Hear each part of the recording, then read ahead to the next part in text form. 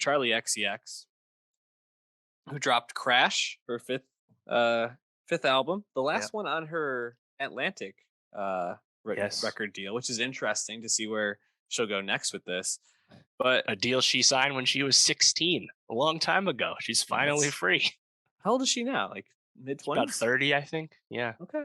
Yeah. Yeah. The thing, the issue with that is Pop 2 and Number One Angel were called mixtapes by the label, not albums. So they didn't satisfy the deal. So Charlie's been making a ton of records. Yeah. Obviously, people know this. But yeah, this is the fifth official studio album from Charli XCX on Atlantic Records. And I think it's an interesting one for many reasons, a lot of meta reasons as well, given, if you follow the Charli XCX career. But obviously, I was really excited that this was coming out just because I'm a huge Charli XCX fan. And it's been almost 2 years since How I'm Feeling Now, her pandemic COVID creation that came out in 2020. Which we liked a lot, and Yeah. I think that's the thing is that Charlie going from the I don't care, I crashed my car into the bridge, I don't care Yes. artist to really just becoming I think at the forefront of genre pushing pop neo pop music is like Yeah. her ascent was so unexpected, but she has fully established herself as one of the most inventive artists in the pop sphere right now. Um, and I think coming into this album, um, kind of seeing the cover, I was like, "Ooh, maybe we're gonna get like something dark, something like Mm. pushing the boundaries." And I actually felt like this was a little bit more of a step to a more conventional sound for her, which I didn't expect. Absolutely. And I guess I was wondering for you, as someone that is probably, I would say, the biggest Charlie XCX stan that I know, someone that has had her albums on end of year lists and Mm. really just enjoyed her stuff recently. Were you disappointed by that step back? I wasn't disappointed, but I do like Crash less than, say, her third album, Charlie, from 2019, which is a record I love. Or in Pop 2, obviously, an iconic record at this point. But yeah, I think it's really interesting that Charlie, on her last album on the Atlantic deal, decides to make her most conventional pop star leaning album yet. To me, it comes across as a huge middle finger to the label. And that's just hilarious to me. But Charlie still is committed to it. So while it's not as interesting as the hyperpop stuff that really blew her up online, it's not as interesting as that.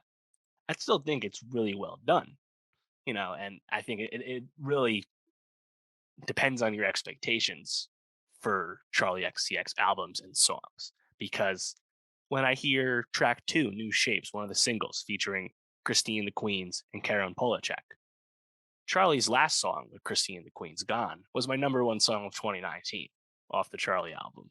Fucking Yeah. banger, Carolyn Polachek blowing up on TikTok, Yep. feeling low and lay, like, does that song meet the hype of that trio? No, I don't think No. it does. It's not a bad song. I think when the beat comes in on the hook, I quite enjoy it. But yeah, like that doesn't set those expectations, right?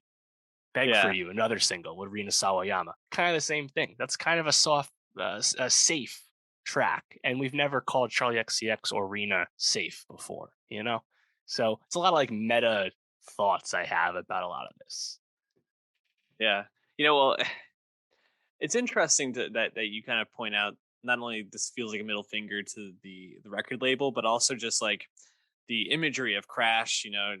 She has this big hair on the cover, but she's like covered in blood in some of the pictures for it, and like going from her second album, Vroom Vroom, to this, it feels like Mhm. there's some like symmetry to like, okay, well, Yeah. fuck you guys, like I'm out.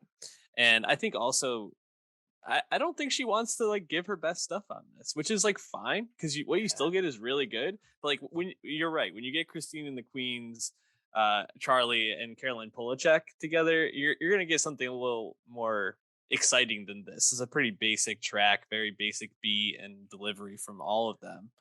And I feel like you kind of get the same with Beg for You with Rena and Yeah. Rena Sawayama a couple of tracks later, where I was expecting a lot more, and it was a pretty like just generic Charlie song, for a Hmm. Charlie song, but Right. still some stuff to like.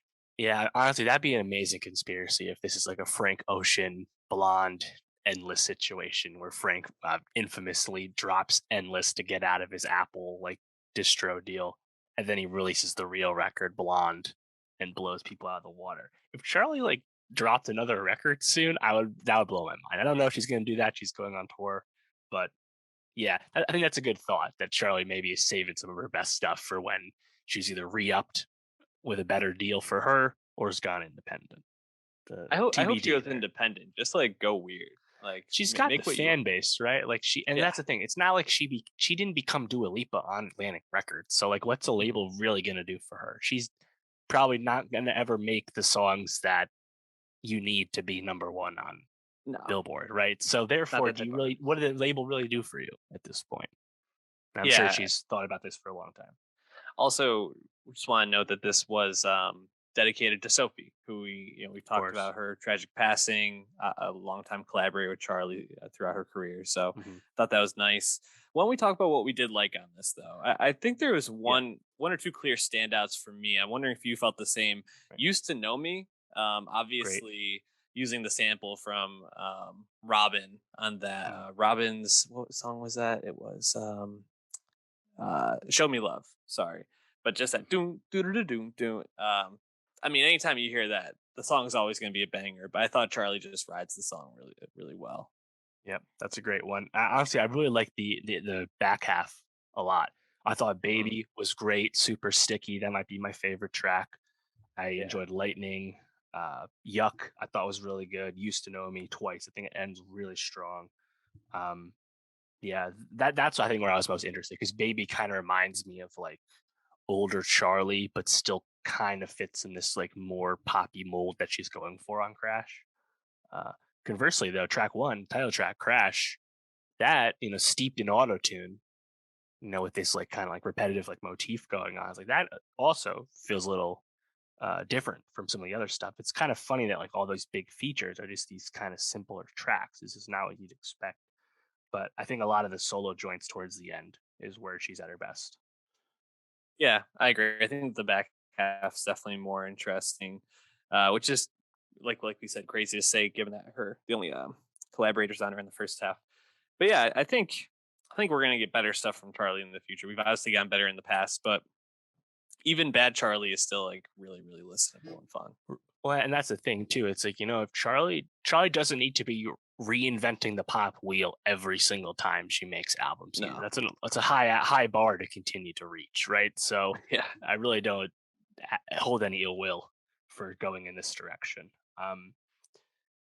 Also, I just one note that stood out to me. I did not see this shared anywhere else. On Constant Repeat, track 4, there's this like production sound where I kept thinking of Ti and Rihanna's song from the 2000s, "Live Your Life," Mm. specifically the "Aya he aya ha," like that part from that song was really memorable. For some reason, that like popped into my brain every time I listened to Constant Repeat. Super random. I don't know if she actually went that way, but that's what I heard. So, Interesting. little Uh, note there. Shout out Charlie. Still really excited well, to go see her on tour next month. I still don't have tickets, and the ticket prices are going up, not down. So I'm not happy about that, but I will go one way or the other.